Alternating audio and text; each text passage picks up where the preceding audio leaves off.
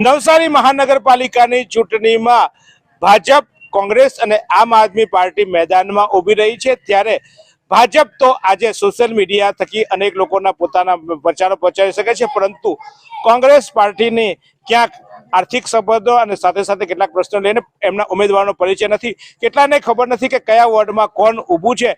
ત્યારે નવસારી લાઈવ તમામ ઉમેદવારોનો પરિચય કરાવવાનો પ્રયાસ કરી રહી છે, કારણ કે નેતા કોઈ પણ હોય આપણે એને ઓળખીએ, એમને વિચારધારાને સમજીએ તો મત આપીએ। એટલે કોંગ્રેસના જે ઉમેદવારો છે એમની શું વિચારધારા છે, કેમ આપણે આપીએ એમને મત અને એમનો પરિચય મેળવવા માટે અમારી વિશેષ રજૂઆત ઓળખો ઉમેદવારને અમે લઈને આવ્યા છે કોંગ્રેસ નવસારી મહાનગરપાલિકાના વોર્ડ નંબર 11ના કોંગ્રેસના ઉમેદવારો પાસે।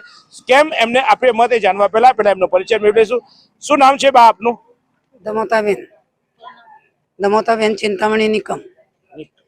શું કામકાજ કરે છે બાપ? મેં વર્ષોથી કોંગ્રેસમાં જ છું, વર્ષોથી કામ કરું, ગેરકામ ચૂંટાયેલી બી છે। મેં એકવાર મારા ચોથી વાર કોંગ્રેસમાં સીટ મળેલું છે, 2 વાર હારી ગયેલી, ત્રીજા ફેરી ચૂંટાઈને આવેલી અને હમણાં પાછો સત્તા મને ટિકિટ આપેલી છે। શું નામ છે આપનું? મારું સુરેશ નારાયણ ચૌધરી। મારો જન્મ ગુજરાતનો છે, નવસારી વિજલપુરમાં જન્મ થયો છે। લગભગ મારો 54 વર્ષ છે। સામાજિક કાર્યકર્તા છું, કોંગ્રેસથી 20 થી 25 વર્ષથી જોડાયેલો છું। 2 વખત અગાઉ બી મને રાષ્ટ્રીય પાર્ટી કોંગ્રેસે ટિકિટ આપી અને થોડા વોટથી અમારું એ થયું, 50-60% વોટથી અમે હારી ગયા છે। તો બીજી વખત પાર્ટી અમને મહાનગરપાલિકામાં તક આપીને ટિકિટ આપીને અમે ઉમેદવારી કરીએ છીએ। આપનો પરિચય? ભરતભાઈ દેવજીભાઈ પરમાર મારો પ્રોપર આર્થિક ધંધો મારો છે, ઇલેક્ટ્રિક લાઇટ ડેકોરેશન સાથે સંકળાયેલો છે તથા ધાર્મિક અને આર્થિક કોઈ બી રીતે સામાજિક કાર્ય તત્પર કાયમ રહી રહ્યો છું। બરાબર, બસ અમારો પ્રશ્ન એ છે સર, આ પછાત વિસ્તાર છે, કોઈ જાતની સુવિધા અત્યાર સુધી મળી નથી। અમે રોડ, રસ્તા અને પાણીનું સિક્કો પાણી કોઈ એવું ઘર નથી કે પાણી વેચાતું નથી લેતા। અહીંયા બધા જ પાણી વેચાતું લઈને પીએ છે। એટલી સગવડ કરવા છતાં કોઈ પાણી વેચાતું આજની તારીખમાં લેવું પડે છે। ભરતભાઈ, કેમ અમે તમને મત આપીએ મારે પૂછવું છે, પણ એ પહેલા ભારતીય જનતા પાર્ટીએ એક અત્યારે કાગળ બહાર પાડ્યો હતો અને એમાં એવું લખ્યું હતું કે ભરતભાઈને અમે પક્ષમાંથી સસ્પેન્ડ કરીએ છીએ।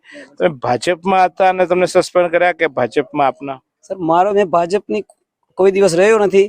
મારે ખાલી એટલું કે ભાજપ કે કોઈ જગ્યાએ દિવસ સુધી ભાજપનું ખેસ બી પહેર્યો નથી, કઈ 15 થી 20 વર્ષથી અહીંયા છું। બરાબર, જે ભાઈની ટિકિટના અને એમના હિસાબે મિસકોલ મારેલો છે, એના હિસાબે મને એનો મેસેજ એ લોકો મેસેજ એવો કર્યો છે કે આના સક્રિય છે ને સસ્પેન્ડ કરે। બાકી આજ દિવસ સુધી ભાજપમાં જોડાયો નથી ક્યારેય અને જોડાવાનો પણ ભવિષ્યમાં બી જોડાઈશ નહીં હું। બા, તમે એકવાર તમને ટિકિટ મળી, તમે જીત્યા? જીતી ગયેલા એકવાર, તો એ વખતે તમને પ્રજાએ મત આપી, હવે પાછું પ્રજા શું કરવા મત તમને આપે? શું તમે એવું કામ કરશો કે પ્રજા મત આપે? મેં તો બધું જ કામ કરું, કોઈના રાશન કાર્ડ કરી દઉં, કોઈની પગાર ચાલુ કરી દઉં, કોઈ બી કામ। મારા પાસે પાણી ન હોય તો તે મેં જઈને આ લોકોને કેવું, ભાઈ આંબેડકર નગરમાં પાણી નહીં આવે, એટલી બધી ગંદકી થાય, મેં આ લોકો હાથે પરચા કરું ને લડત પૂરી કરું મેં સમાજ માટે। ત્યારે બી સત્તા હમણાં 3 દિવસ પાણી આવતો નથી આંબેડકર નગરમાં। સામે પાણી માંગવા જાય તો એ લોકો શું કે આ તૂટી ગયેલું છે, પેલો તૂટેલું છે, પેલો પડેલું છે। ગટર કાઢવા આવે તો પૈસા માગે, સમાજ પાસે પૈસા આપો ત્યારે ગટર કાઢે, ત્યારે 3 દિવસ પેલો ગટરનો એ ઉચકે નહીં, પછી એ લોકો મારા પાસે આવે તો મેં ત્યાં જાઉં। સમાજના જ કામ કરું, હમણાં બી સમાજના જ કામ કરશું અને કોંગ્રેસમાં મેં જ્યાર સુધી છે જેવું બી એનામાં જ મરશું બી એમાં જ। ચોક્કસ કોંગ્રેસના નેતાઓને સૌથી મોટી સમસ્યા થાય છે કે જીત્યા પછી ભાજપમાં જતા રહે છે, પણ આ લોકો સામેથી વચન આપ્યા છે કે અમે જીવીશું ત્યાં સુધી, મરીશું ત્યાં સુધી કોંગ્રેસમાં। કેમ અમે તમને મત આપીએ? અમારી તો ભાજપ સરકાર બહુ જોરમાં, બહુ વિકાસની વાતો કરે, બધું બહુ વિકાસ, તો અમે તમને શું કરવા મત આપીએ? બધા ભાજપની વાતો કરે છે તો? એવું છે, વિજલપુર શહેરમાં એટલી ગંદકી છે સાહેબ। રામનગર, અત્યારે અમે રામનગર છે, સાહેબ બંગલો છે, અમે પોતે આજે ફર્યા, જ્યાંની હળપતિ સમાજ છે એમને છે ને આજે અમને રડવું આવ્યું। એ લોકો કે સાહેબ તમે આજે આવ્યા, 15 વર્ષથી કોઈ અહીંયા આવ્યું નથી ને અમારો હેન્ડપંપ બંધ છે, હેન્ડપંપ પાણી પીવાનું નથી અને આખા ગલીમાં પાણી ને પાણી। અત્યારે આ ઉનાળામાં આવી પરિસ્થિતિ, વરસાદમાં એ લોકોની કેવી પરિસ્થિતિ છે।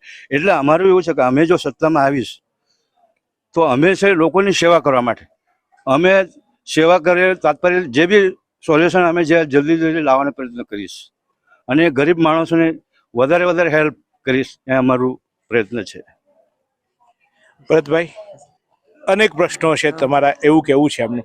ભાજપ તો એક બાજુ એમ કહે છે કે રામ રાજ્ય છે, અમારે ત્યાં તો બધો વિકાસ થયો છે તમારા વિસ્તારમાં વિકાસ, અને તમને મત આપીશું તો તમે શું કરશો? વિકાસ છે શહેરી શૈલી જ્યાં સુધી શહેરી વિસ્તાર છે ત્યાં વિકાસ છે. કોઈ જાતની 50 વર્ષમાં કોઈ જાતનો વિકાસ નથી. આજે અમે મારા સાથી સુરેશભાઈ જે કહ્યું એ અડપતિવાસમાં જે હેન્ડપંપનો પ્રોબ્લેમ એ લોકો કે અમે સોસાયટીમાં પાણી ભરવા જાય, એ લોકો અમને પાણી નથી ભરવા દેતા.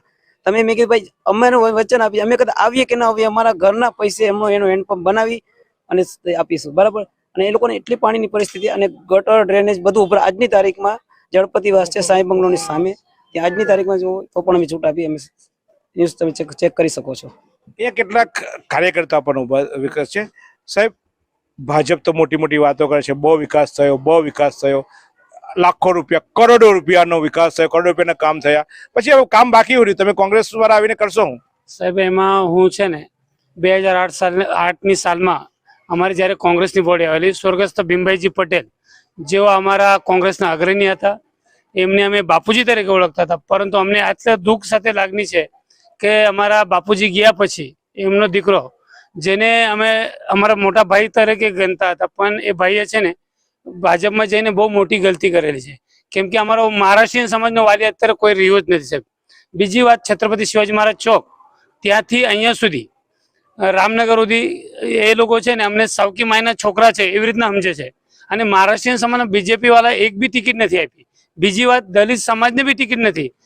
ત્રીજી વાત કે ઉત્તર ભારતીય જે બ્રાહ્મણ સમાજ છે એના પર બી બહુ અત્યાચાર કરેલા છે લોકો, કેમ કે એ લોકોને બી ટિકિટ નહીં. અને ધાક ધમકીથી અમારા ભરતભાઈ પરમાર છે, એમના પર એવી ધમકી આવી, ધમતા માસી ભરતભાઈ અને હું પોતે અમે 3-5 લાખ રૂપિયાની ઓફર કરેલી, છતાં બી અમે એ લોકોને કીધું તમને અમે 30 લાખ રૂપિયા આપ્યા, અમારા પાસે પૈસા નથી, પણ અમારે ગમે ત્યાંથી ભીખ માંગીને લોકો પાસેથી કે લાવો આ ભિખારીઓને પૈસા આપણે આપવાના છે, તો 30 લાખ તમને આપું, તમે તમારા માણસો બેઠ દેવો.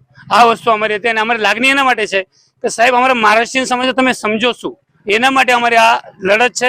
એની અંદર ઉમેદવારોને ગભરાવે છે, ધમકાવે છે, પણ અમારા ઉમેદવારોને મેં અભિનંદન આપું છું કે એક બી ઉમેદવાર ડગ્યા વગર બધા અડીખમ ઉભા છે. એના માટે હું એ લોકોને અભિનંદન આપું છું. કેમ આપે મત તમને? યુવાનો માટે તો એવું કે છે, જો રસ્તાઓ કે જોરદાર બનાવવાના, કે આટલા બધા કરોડ રૂપિયાના ફુવારા નાખ્યા અને કઈ આમ સ્ટ્રીટ લાઇટો નાખી દીધી ને હવે શું કામ બાકી છે કે કોંગ્રેસ આવીને કરશે? બહુ બધા કામો બાકી છે. ચોમાસામાં આ લોકો ઇલેક્શન લાવે ને તો આ બધા હારી જાય. ચોમાસામાં તમે અહીંયા વિજલપુરની દશા જો, વરસાદી પાણીનો કોઈ નિકાલ નથી. અને આ ડરાવી ધમકાવીને એ લોકોને ખબર છે અમે ઇલેક્શન લડશું તો હારી જશું, એટલે ઓફરો કરે છે લાખો રૂપિયાની. બાકી એમ મરદની જેમ લડે તો ખબર પડી જાય. હવે તો લડવાનું છે ને, હવે લડશું, અમે લડવાના ને જીતવાના છીએ સાહેબ. પાણી એટલા માટે આપતા હોય ચોમાસામાં તમને કે પછી આખા વર્ષ તમને તકલીફ નહીં પડે, એટલે તમારા રોડ ધોવાઈ જાય. એટલે કુદરત પાણી આપે છે, આ લોકો પાણી નથી આપતા. આ લોકોને પાણીની બહુ બધી સમસ્યાઓ છે વિજલપુરમાં. તમે જીતુભાઈ તમે બધું જાણો છો, તમે બધા ફર્યા છો, અહીંયા કેટલી બધી દુર્દશા છે તમે જાણો. હું બધું જાણું છું, પણ તમે બોલો ને ભાઈ, મને તો હું તો લડું છું. હું આ એ જ શું સમસ્યાઓ છે તમારા વિશે? વરસાદી તમારી સરકાર આવે તો શું સમસ્યા હલ થઈ જશે? અત્યારે હું એમ કહું કે રોડ રસ્તા તમે જો, મેઘવાળ સોસાયટી થી વિજલપુર ફાટક સુધી રોડ નથી બન્યો. બીજું આ બાજુ તમે જો ને જરા કેમેરો બાજુ પાછળ બતાવો ને તો ત્યાં સ્ટેટ લાઇટો પણ નથી. આ બધી તકલીફ છે ને, વરસાદી પાણીનો કોઈ નિકાલ જ નથી થતો. ચોમાસામાં આ લોકો આટલા પાણીમાં બચારાઓ ચાલ્યા છે. એટલી બધી તકલીફો છે કે એની કોઈ સીમા નથી. તો ભાજપ કરે છે વિકાસની વાતો, પરંતુ વિકાસ એ માત્ર કાગળ પર હોય એવું આ લોકોનું કહેવું છે. અને આપ જોઈ રહ્યા છો તે રીતે આ ગલીઓ જોઈએ છે, આ ગલીઓમાં આ ગલીઓ જોઈને એવું થાય છે, કારણ કે એવું પેલું ગીત છે આપણું, ઇસ ગલી મેં ના આના દોબારા, એવું આ જે હાલત છે એવું. અને આપ દ્રશ્ય જોઈ રહ્યા છો તો આપ જોઈ રહ્યા છો તે રીતે. અને કોંગ્રેસના ઉમેદવારોનું કહેવું છે કે અમે ચોક્કસ લડીશું અને જીતીશું. પણ ત્યારે જનતા કેમ આપે કોંગ્રેસને મત, જનતા કેમ આપે અન્ય કોઈ પક્ષે મત, એ જનતાએ નક્કી કરવાનું છે. પરંતુ હકીકત તમારા વિસ્તારમાં જે સમસ્યાઓ છે, તમારા વિસ્તારમાં જે પ્રોબ્લેમ છે એનું સોલ્યુશન, અને એ માટે ખરેખર તમને વિકાસ મળ્યો છે કે કેમ એ નિશ્ચિત તમારે કરવાનું છે. અને પછી એ રીતે મતદાન કરવાનું છે. પણ અવશ્ય મતદાન કરજો. મતદાન નહીં કરો અને પછી કહેશો કે અમને આ સગવડ નથી મળી, આ નથી મળી, તો એ પછી ત્યારે તમને એ બોલવાનો અધિકાર નથી. તો 26 તારીખે વહેલા ઉઠીએ અને મતદાન કરીએ, આપણી ફરજ નિભાવીએ. તમને જે પક્ષ ગમે એ પક્ષે આપ મતદાન કરશો, પરંતુ જે પક્ષોની વાતો છે એ પક્ષોની વાતો મૂકવાનું કામ મારું છે. મેં તમને આજે કોંગ્રેસના ઉમેદવારો અને કોંગ્રેસના પ્રશ્નો છે અને કોંગ્રેસના ઉમેદવારને મત આપવાથી શું થશે, ફાયદાઓ કેવો કરશે વિકાસ, એમની વાત આપણે સાંભળી છે. તો હવે નિર્ણય તમારે કરવાનો છે.